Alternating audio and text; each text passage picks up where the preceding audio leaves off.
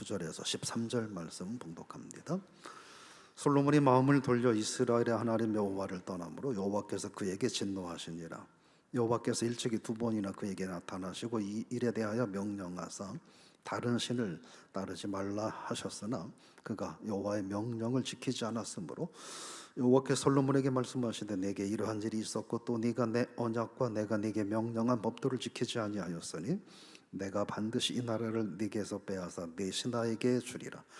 그러나 내 아버지 다윗을 위하여 네 세대에는 이를 행하지 아니하고 내 아들의 손에서 빼앗으려니와 오직 내가 이 나라를 다 빼앗지 아니하고 내 종 다윗과 내가 택한 예루살렘을 위하여 한 지파를 네 아들에게 주리라 하셨더라. 아멘. 할렐루야.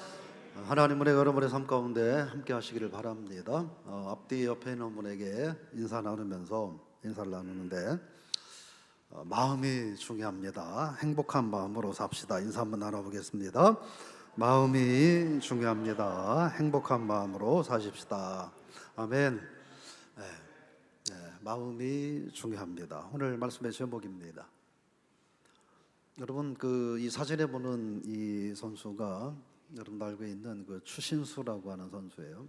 지금은 한국에 들어와서 활동을 하는데 한동안 미국에서 굉장히 잘 나가는 그런 선수였습니다.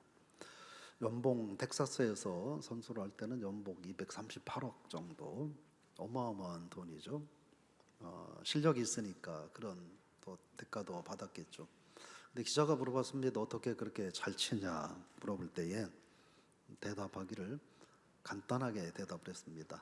나는 공만 보고 공을 칩니다. 이렇게 얘기했습니다. 야구를 잘하기 위해서 얼마나 생각을 하고 머리를 하고 뭘 방법을 찾고 이런 얘기가 아니라 그냥 단순하게 아무 생각 안 하고 공을 보고 보이는 공을 친다 이런 이야기예요. C 더블, 힛 더블 이렇게 대답을 했습니다. 볼을 쳤는 데에 방해가 되는 것들은 생각하지 않는다는, 그냥 공만 보고 치자 이 마음이라는 거죠. 탈무드에 이런 얘기가 나옵니다. 한 마부가 그 달구지를 수레를 끌고 길을 가고 있는데 한 나그네가 길을 가다가 너무 힘들었어요. 그래서 마부를 세우고 나 좀 태워줄 수 있냐, 타라. 그리고 탔습니다. 마부에게 나그네가 마부에게 물었습니다. 근데 여기서 예루살렘까지는 얼마나 걸립니까? 한 30분이면 갈 겁니다. 그리고 나서 이 나그네는 피곤해서 잠이 들었습니다. 좀 피곤이 가신 채로 잠을 깨보니까 30여 분 정도 지난 것 같아요. 그래서 나그네가 마부에게 물었습니다. 예루살렘은 다 왔습니까? 그랬더니 마부가 대답하기를 아니요, 예루살렘은 여기서부터 1시간은 더 가야 됩니다. 이렇게 대답을 하더라는 거예요. 아니 아까 30분이라고 그러지 않았습니까? 예, 그랬죠. 근데 나는 예루살렘을 향해 가지 않고 반대쪽으로 가고 있었습니다. 이렇게 얘기를 하는 거예요. 방향을 확인하지 않는, 그래서 생겨난 해프닝 같은 일입니다. 그래서 인생에서 참 중요한 건 방향이 중요하다 하는 거예요. 방향. 그렇죠? 방향이 중요합니다. 속도도 중요하지만 방향은 더 중요하다. 예를 들어 200km로 달려가는 그런 차나 또는 다른 것들 또는 비행기가 통상 900km 정도 이렇게 달리죠. 하늘을 나는 비행기가 시속 900km 정도로 달리는데 아무리 빨리 달려도 방향을 잘못 잡으면 안 되는 거죠. 속도도 중요하지만 방향은 더 중요하다 하는 겁니다. 사람의 마음의 방향대로 모든 것을 결정하고 움직여 가기 때문에 그래서 중요하다 하는 거예요. 오늘 여러분의 마음을 하나님께로 마음을 향하는 그런 삶이 될 수 있기를 부탁을 드리며 축원합니다. 잠언에서 하나님께서 4장 23절에 지킬 만한 것 중에 네 마음을 지켜라 이렇게 말씀하고 있습니다. 왜냐? 마음이 생명의 근원이 되기 때문이다 이렇게 말씀했습니다. 23장 26절에서는 하나님께서 내 아들아 너의 마음을 나에게 달라 이렇게 하셨습니다.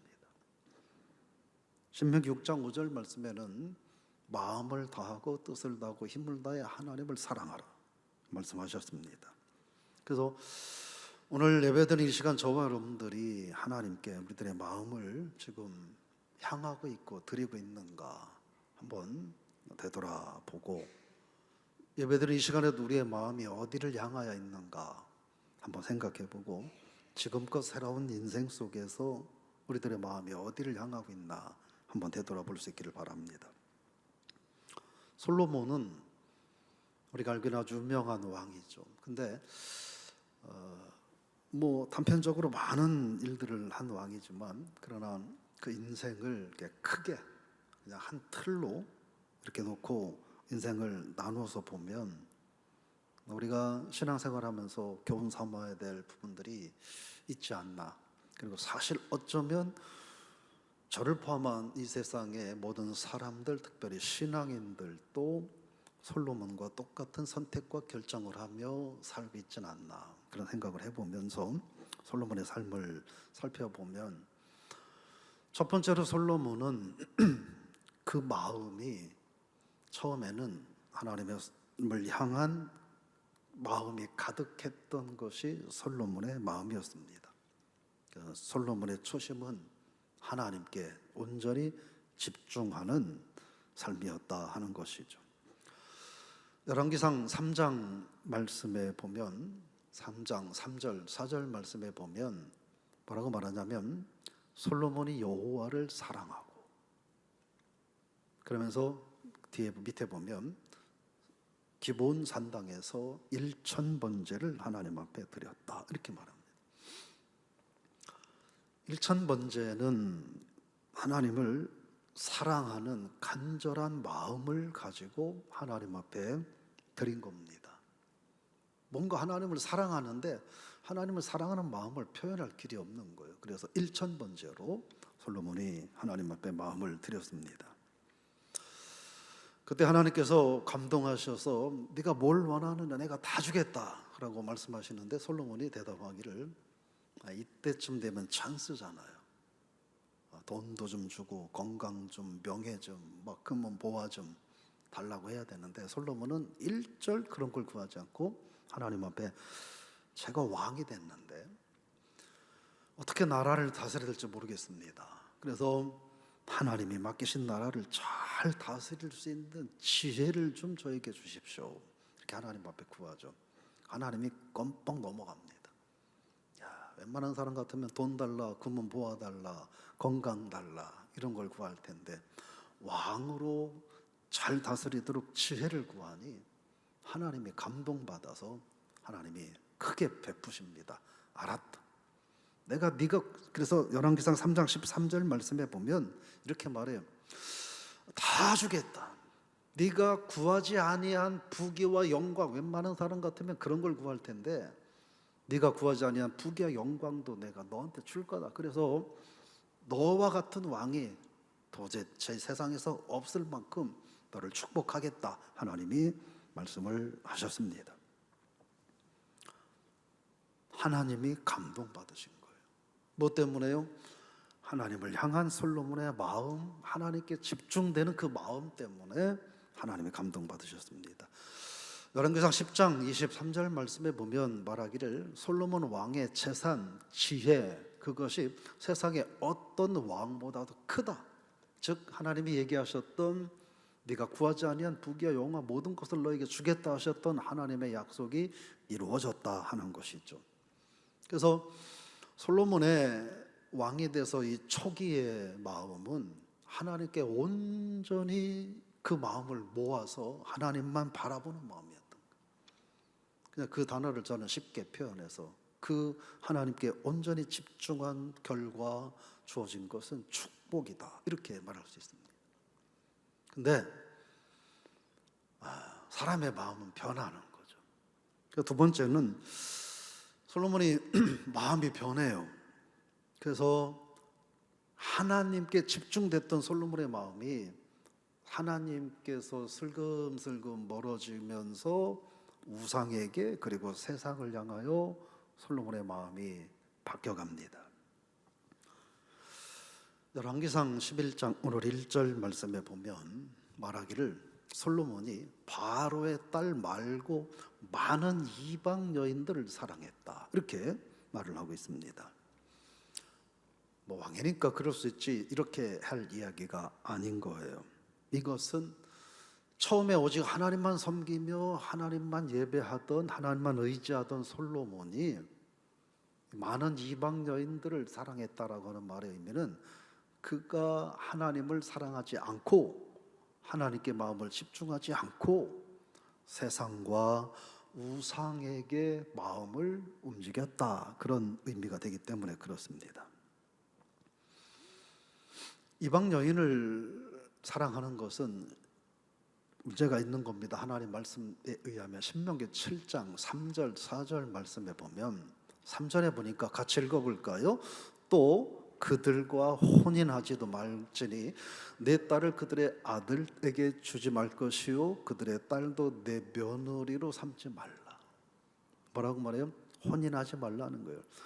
사위로 이방인들을 받아들이지도 말고 며느리로 이방인들을 받아들이지 말라. 사전에서 이유를 얘기하고 있어요. 왜냐? 그가, 그 이방인 사위가, 이방인 며느리가 내 아들, 내 딸을 유혹해서 하나님을 떠나고 다른 신들을 섬기게 함으로 하나님께서 진노하사 어느 날 갑자기 너희를 멸할 거다. 그러니 이방 여인과 혼인하지 말라, 이렇게 하나님이 말씀을 하셨어요. 근데 솔로몬이 버젓이 이 말을 어긴 거예요. 처음에는 솔로몬은 하나님만 사랑하고 온전히 하나님께만 매달리는, 하나님께만 마음을 모은 사람이었는데 솔로몬의 마음이 분산되는 이유가 있죠. 솔로몬의 이런 선택은 오늘날 저와 여러분들의, 우리가 지금 현재 세상을 살면서 하고 있는 우리들의 선택과도 많이 닮은 점이 있어요. 솔로몬은 일반 평민이 아닌 왕이죠. 그래서 나라를 부강하게 하고 나라를 잘 이끌어가야 될 부담과 책임이 있는 사람이죠. 나라가 항상 전쟁을 일으키면 백성들이 편안할 수 없고 또 이렇게 부유하게 살 수도 없는 어려운 상황이 되는 거죠. 그러니까 부득이하게 주변에 있는 많은 나라들과 평화를 유지해야 돼요. 근데 이것을 유지하는 방법은 정략 결혼을 하는 거였어요. 이웃 나라의 왕의 딸들이나 뭐 동생들하고 정략적으로 결혼하고 이 나라 저 나라 수많은 나라들하고 정략적으로 결혼하는 거예요. 그래서 어쨌든 이제 우리 가족이 됐으니까 특별하지 않으면 서로 침략하지 않고 서로 상생, 공생하는 이런 관계 때문에 그렇죠. 좋게 해석하면 그렇다는 거예요. 우리도 그렇잖아요. 뭐 일례로 코로나만 놓고 얘기해 볼까요? 예배도 내가 건강해야 하나님 앞에 예배를 드리니까 코로나 있는 동안에는 교회도 안 나오고 뭐 이렇게 할 수 있는 거죠. 뭐 내가 먹고 살고 돈을 벌어야 그나마 단돈 100원이라도 헌금하니까 뭐 일도 해야 되는 거죠. 합리적이고 타당한 이유가 다 있는 거예요. 근데 이걸 하나님 관점에서, 신앙적인 관점에서 이것을 해석을 해보면 하나님은 이걸 그렇게 보시지 않는 거예요. 솔로몬의 마음이 내게서 떠났구나, 이렇게 보는 거예요. 하나님보다 세상을 더 사랑하는구나. 솔로몬은 억울했을지도 몰라요. 아니 내가 나조차고 그랬습니까? 옆나라하고 맨날 전쟁하면 우리가 하나님 앞에 온전히 제사도 못 드릴 텐데 얼마나 좋습니까? 나라도 편안하고 또 하나님 앞에 제사도 드리고 좋은 거 아닙니까, 하나님? 사실 이런 유혹은 저도 그렇고 그리스도인들이 참 거절하기 어려운 그런 문제들이 아니겠습니까? 근데 결과를 4절에서 말하고 있어요. 오늘 4절에서 뭐라고 말하냐면, 같이 읽어볼까요? 솔로몬의 나이가 많을 때에 그 여인들이 그의 마음을 돌려 다른 신들을 따르게 하였으므로, 같이 읽겠습니다. 왕의 마음이 그의 아버지 다윗의 마음과 같지 아니하여 그의 하나님 여호와 앞에 온전하지 못했다, 이렇게 말합니다. 그러니까 많은 여인들과 결혼해도 오히려 그 여인들이 여보 기도해야지, 여보 예배 가자, 뭐 요즘 같으면 여보 다니엘 기도하는데 우리가 가만히 있을 순 없잖아, 다니엘 기도 가자. 큰 부인이 말하는데 말 안 들면 가장 이뻐하는 막내 부인이 여보야 우리 가서 다니엘 기도해 가자. 그래서 따라와가지고 뭐 기도하면 얼마나 그나마 다행일 텐데, 이 부인들이 그렇지 않은 거예요. 내가 믿는 신을 섬기자, 이 신을 섬기자, 저 신을 섬기자. 그래서 솔로몬의 마음을 돌린다는 거예요. 돌린다라고 하는 말은 턴한다 이런 얘기예요. 그러니까 쉽게 얘기로 운전하라고 가다가 지금 부산을 향해서 목표를 하고 부산 경부고속도로를 타고 쭉 내려가다가 대전쯤 가서 거기 호남고속도로하고 분기점이 있잖아요. 거기서 여보 우리 굳이 부산 갈 필요 있냐, 목포 가자 그래가지고 분기점에서 핸들을 돌려서 호남고속도로를 탄다는 거예요. 이게 돌린다는 거예요. 솔로몬의 마음이 하나님을 향해서 꾸준하게 집중되고 있는데 수많은 이방 여인들이 그 솔로몬을 유혹해서 우상에게로 솔로몬의 마음을 돌려버렸다 하는 얘기예요. 세상으로 향하게 하고 하나님께 집중되었던 마음을 세상에게, 우상에게 집중되도록 바꿔버렸다 하는 거예요. 근데 성경 말씀에 뭐라고 말해요? 다윗의 마음과 같지 않았다 이렇게 얘기해요. 다윗은 많은 허물과 실수가 있었던 사람인데 하나 하지 않은 게 있어요. 다윗은 절대로 우상 숭배를 한 적이 없어요. 근데 그 아들 솔로몬은 아버지 같지 않았다는 거예요. 아버지는 실수도 하고 허물도 있고 죄도 있었지만, 근데 그가 유일하게 하지 않은 거 하나는 우상을 섬기는 일을 하지 않았는데, 솔로몬은 그 아버지 같지 못했다라고 말씀을 하는 거예요. 왕의 마음이 하나님께로부터 멀어지고 그리고 세상을 향해서, 우상을 향해서 나아가자 어떤 일이 생깁니까? 9절 말씀에 같이 한번 크게 읽어볼까요? 시작.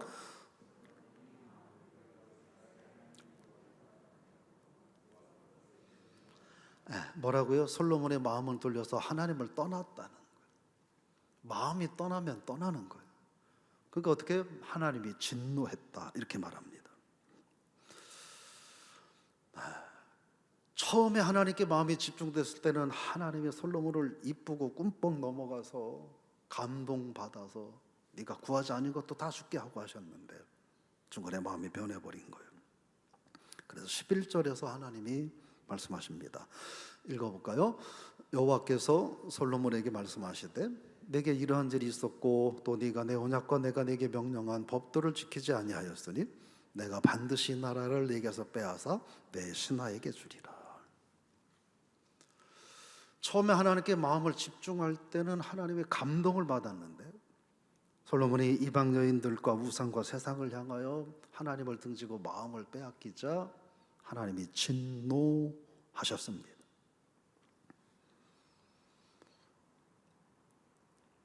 우리가 세상을 살아가면서 오늘 이 솔로몬의 이런 그 인생 사이클을 우리가 한번 좀 깊이 생각해 봐야 할 필요가 있지 않을까 하는 거예요.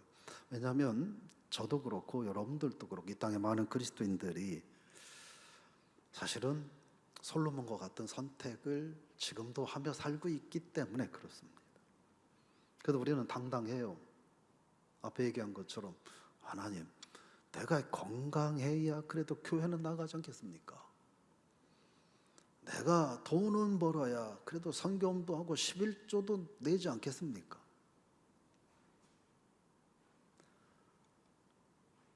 우리가 그래서 하나님을 멀리하고 세상을 섬기는 것이 더 좋은 일이고 그렇게 하는 것이 마땅하지 않냐고 우리는 생각할지 모릅니다. 그게 잘하는 거고 그게 최선이라고 우리는 생각하고 주장할지 모르지만 오늘 말씀을 통해서는 솔로몬에게 아니다, 넌 정말 잘못된 거다, 하나님이 진노한다는 거예요. 마태복음 6장 24절에서 주님께서 말씀하시기를 한 사람은 두 주인을 결코 섬길 수 없다. 그 주인은 하나님과 세상이다, 하나님과 물질이다라는 거예요. 우리는 자신 있게 얘기해요. 아이고 그거는 뭐 주님 말씀 틀린 거고, 나는 적절하게 하나님과 물질 사이에서 왔다 갔다 하면서 균형을 유지하면서 내 깐에는 나는 나름대로 하나님 섬길 수 있다고 말하는데, 그러니까 주님은 단호하게 얘기하셔요. 그런 얘기하지 마라. 절대로 그렇게 할 수 없다. 절대로 두 주인을 한 번에 섬길 수 없다, 하나님을 말씀하고 계시는 거예요. 야고보서 4장 4절에서는 그래도 좀 더 강한 톤으로 말씀하시는데 같이 읽어볼까요? 시작. 그런즉 누구든지 세상과 벗이 되고자 하는 자는 스스로 하나님과 원수되는 것이라. 이렇게까지 말씀하셔요. 좀 숨막히죠. 숨막히죠. 근데요, 하나님이 아무런 능력도 안 되고 아무것도 할 수 없고 그냥 말만 하는 분이면서 이런 얘기한다면 우리는 정말 짜증날 거예요. 이런 하나님 믿고 싶지 않을 거예요. 근데 하나님은 그런 분이 아니잖아요. 마른 막대기에서도 싹이 나게 하시고 죽어가는 영혼도 살리시는 분이 하나님이시잖아요. 하나님이 얘기하시는 거예요. 나를 버려 세상과 벗이 되고자 하느냐?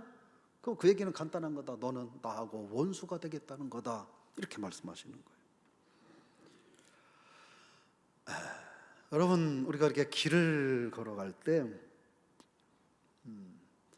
그냥 한 연하무 살 되는 아이들이 한 두세 명이 따라오면서 내가 당신 가만두지 않을 거야, 결코 가만두지 않을 거야 이러면서 애들이 여러분을 따라다니면서 내가 절대로 당신 가만두지 않을 거야 이러면서 따라다니면 어떨 것 같아요? 불편해서 잠 못 잘 거래요. 아이들이 그런다 하더라도. 근데 심지어 전능하신 하나님께서 지금부터 너하고 나하고는 원수다 이렇게 만약에 하신다면 이건 여러분 심각한 문제일 수 있는 거예요. 인생의 절대 주권자 되시는 하나님, 그 하나님과 내가 원수가 된다면 그냥 간단한 거죠. 그냥 그 인생은 끝난 거예요. 앞으로 10년, 20년 조금 먹고 사는 거 문제 없다고 그게 다가 아닌 거예요. 하나님과 원수가 되면 그 인생은 끝난 거예요. 잘 먹고 잘 산다고 해도 그건 끝난 인생에 불과한 거예요. 솔로몬이 이런 하나님을 떠나고 마음을 하나님께서 멀리 가니까 나라에 스물스물 문제가 생겨나기 시작합니다. 11절 말씀에서 하나님 이렇게 얘기하셔요. 뭐라고 말하냐면 같이 읽어볼까요? 내가 반드시 이 나라를 네게서 빼앗아 내 신하에게 주리라. 우리 잘 봐야 돼요. 솔로몬이 이렇게 한 건 이 나라를 잘 되게 하기 위함이에요. 내가 이방년들이 좋아서 그들과 수백 명의 여인들, 그 1000명 가까운 여인들과 결혼해서 정략 결혼해서 사는 게 내가 좋아서가 아니라 내 나라를 잘 되게 하기 위해서, 나라가 번성하고 나라가 강하고 잘 사는 나라가 되고 백성들이 잘 살게 하기 위해서, 그런 왕이 되기 위해서였는데 하나님께서는 그것 때문에 네가 그토록 귀하게 여기고 중요하게 여기고 생각했던 것들 내가 싹 잘라서 다 남에게 주겠다 말씀하시는 거예요. 빼앗는다라고 하는 말은 수박 여름에 사시면 칼로 반 탁 자르잖아요. 그 얘기하는 거예요.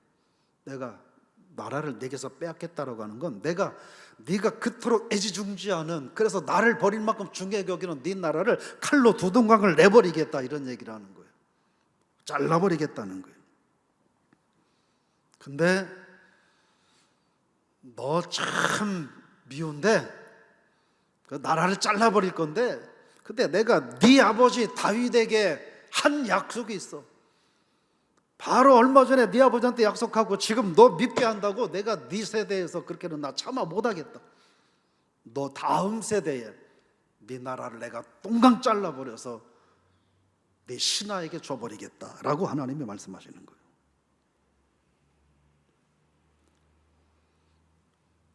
이때부터 사실은 이스라엘이 우상 숭배의 씨앗이 쫙 전국에 뿌려진 거예요. 전국에 쫙 뿌려진 거예요. 그로 인해서 우리가 알고 있는 이스라엘 역사는 우상을 숭배하다 하나님 앞에 징계받아서 또 회개하고 이게 반복되잖아요. 그러다가 결국 북왕국 이스라엘은 아수르에게 멸망을 하고 남왕국 유다는 바벨론에게 완전히 멸망당해버리는 그런 처참한 결과를 초래하게 됩니다. 솔로몬이 왕이 초기에 그의 마음이 하나님께 집중하고 있을 때는 하나님의 어마어마한 축복을 허락하여 주셨습니다. 근데 요것저것 생각과 계산이 많아지다 보니까 합리적이죠. 얼마나 정당해요. 누가 봐도 그럴 수 있겠네. 그런데 문제는 하나님은 네가 나를 버렸다는 거예요. 하나님을 떠나 세상에 집착하면 우리는 착각하는 게 있어요. 아까도 말씀드렸지만 아주 머리가 좋아서 내가 계산을 다 하는 거예요. 이 정도 선에서 하나님 사랑하고 이 정도 선은 세상을 사랑하고 적당한 선에서 내 배를 유지를 하면 하나님이 나한테 최소한 뭐라고는 안 하시겠지. 아이고 그래도 너 정말 잘하는구나 칭찬하시겠지라고 생각하는데 하나님은 그렇지 않다니까요. 그냥 반반 나누지 말라는 거예요. 다 나에게 달라는 거예요. 그게 하나님이에요. 그 세 번째로 생각할 수 있는 건 솔로몬이 그렇게 살았다면 정말 비참한 왕이 됐을 거예요. 근데 다행히도 말년에 깨달아요. 그래서 회개하죠. 하나님께 돌아옵니다. 전도서 1장 2절에 보면 뭐라고 말해요? 이렇게 말씀하고 있어요.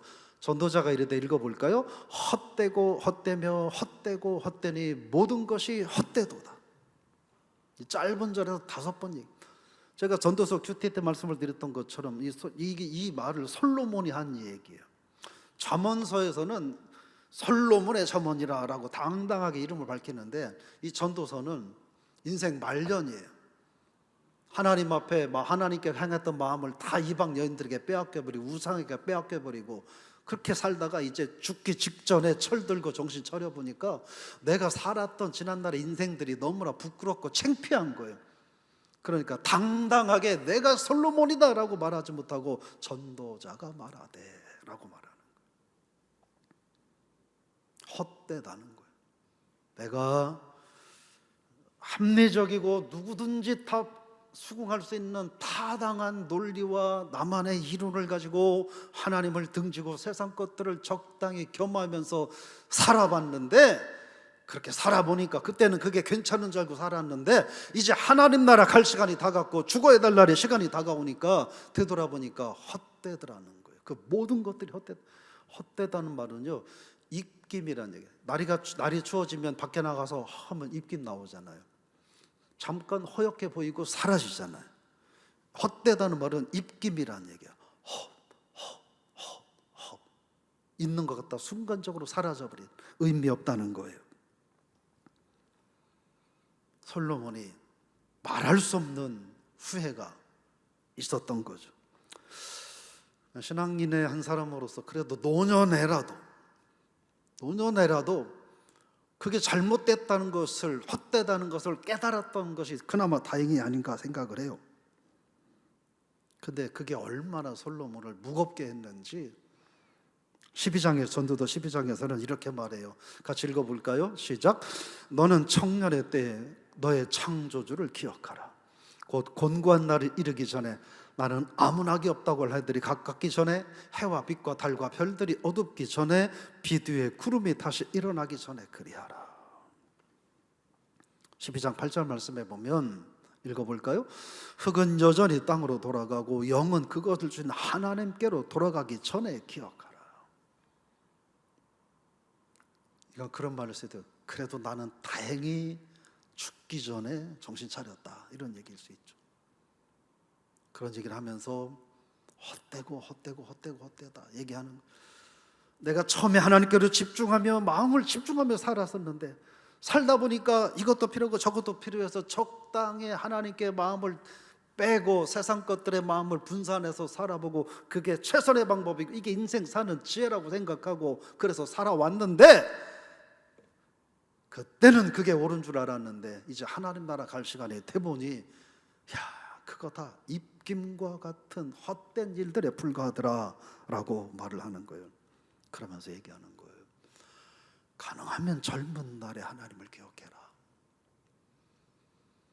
그것도 정 어려우면 하나님 나라 가기 직전에라도 창조주 하나님을 기억하고 하나님을 사랑하면서 살아라. 나처럼 살지 말아라 라고 안타까운 마음으로 하소연하고 있는 거예요. 정말 다행스럽게 늦게라도 깨달았지만 이미 하나님께서 네가 그토록 애지중지 나를 버리면서까지 네가 한번 챙겨보겠노라고 나를 버리면서까지 그렇게 몰입했던 네 나라 다 빼앗아서 내가 다른 얘기 주겠다고 했던 이 하나님의 재앙은 돌이키지 않았습니다. 다만 하나 솔로몬은 늦게라도 정신을 차렸다는 것에 불과합니다. 겨우 자기 자신의 신앙을 회복하고 후세들에게 이름도 떳떳하게 밝히지 못할 채 너희들은 나처럼 인생을 살지 말고 가능하면 젊었을 때 하나님을 기억하고 조금이라도 힘이 있을 때 하나님을 기억하고 하나님을 집중하면서 살아라. 그렇게 큰 소리를 치고 아쉬운 후회를 남겼지만 그가 하나님께로부터 마음을 거둔 대가로 나라가 망가지는 재앙은 돌이킬 수 없었다는 거예요. 성도 여러분, 우리들의 마음이 어디를 향해야 될까 하는 거죠.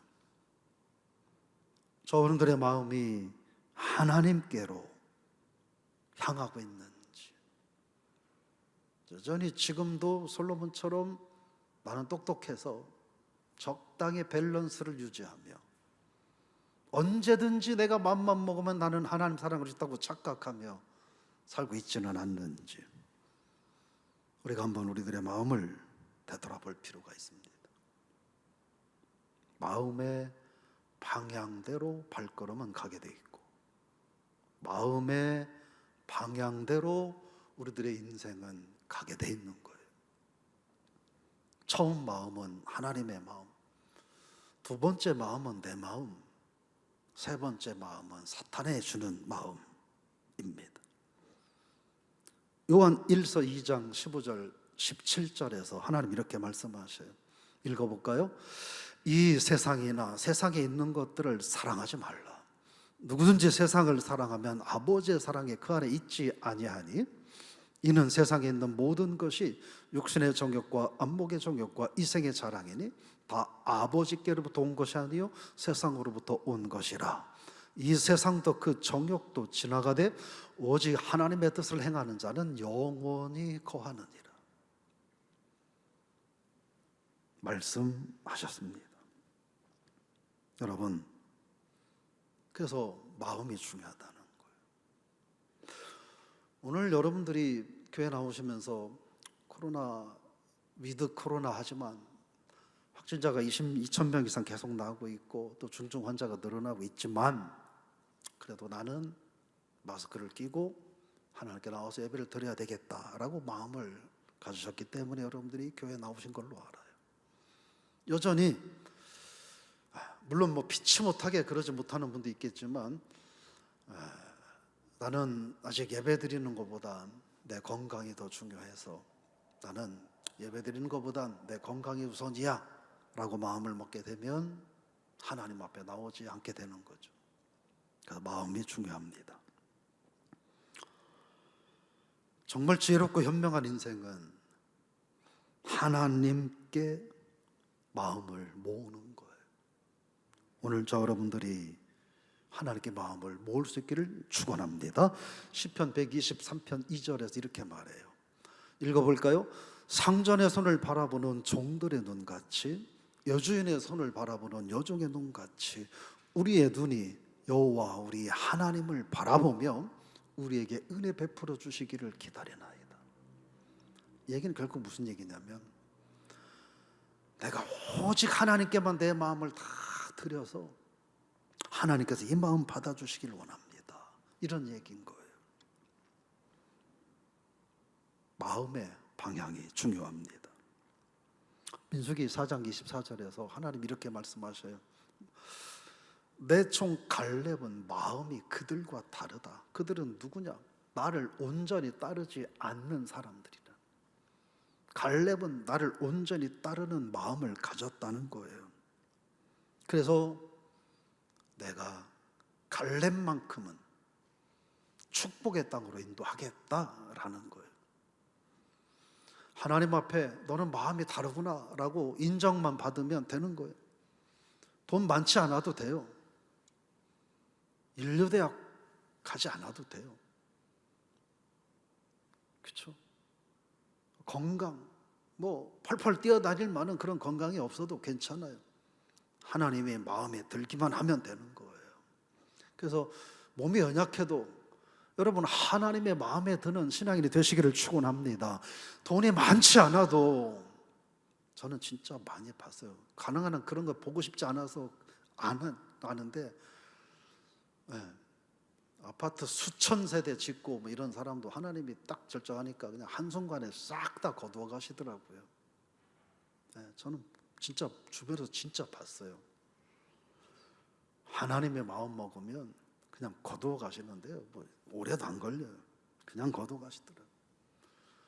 하나님이 주고자 하시면 또 주시는데요, 진짜로 남들이 저 사람 뭐 죄 짓는 거 아니야 의심할 만큼 하나님이 주시더라고요. 하나님 마음에 드는 게 중요합니다. 베드로전서 1장 13절에서 이렇게 말씀하셔요. 마음의 허리를 동이라는 거예요. 하나님을 향한 내 마음을 바짝 조이라는 거예요. 히브리 3장 8절에서는 이렇게 말씀하셔요. 마음을 완고하게 하지 말라.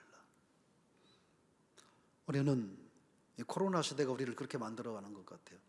하나님 앞에서는 마음을 완고하게 만들고 세상과 세상 것들 앞에서는 한없이 내 마음을 느슨하게 만드는 것 같아요. 하나님은 말씀하셔요. 마음을 내 앞에서 완고하게 하지 말라.